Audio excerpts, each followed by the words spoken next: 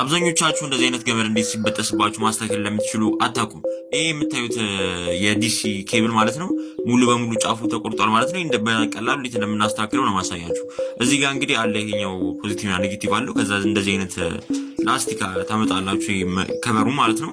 ከዛ በኋላ እንደምታዩት የቀረውን ታውጡትና ኬብሉን በገመድ ውስጥ አድርጋችሁ ካስተላለፋችሁት በኋላ አንደኛውን ታያይዙታላችሁ እንዲለይ ብቻ ማለት ነው። ከዛ በዚህኛው በኩል ያለውን ፖዚቲቭ እና ኔጌቲቭ ማለት ነው በዛኛው ጋር ያለው ፖዚቲቭ በዚህኛው ጋር ያለው ፖዚቲቭ አንድ ነው የሚይዙት ማለት ነው። ከዛ እንደዚህ ሶልደር ካደረጋችሁ በኋላ ታያይዙታላችሁ። ከዛ በደንብ እንዲይዝ በላይቲንግ ወይ ሳምቲንግ ይሄ ችግር የለውም በክብሪት ቢሆን። ከዛ እንደዚህ በግሉ ካደረጋችሁ በኋላ እንደዚህ ታያይዙታላችሁ።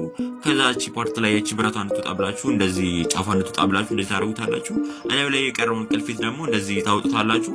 ይሄው እንደምታዩት ነው። ከዛ በኋላ ላይክ እንደዚህ አይነት ሰኩት ብሪሊያንት ትላለን። ፎሎ እያደረጋችሁ ቱኬ እንድንገባ አግዙ ማለት ነው። 1.5K ደርሰናል። ወደ ቱኬ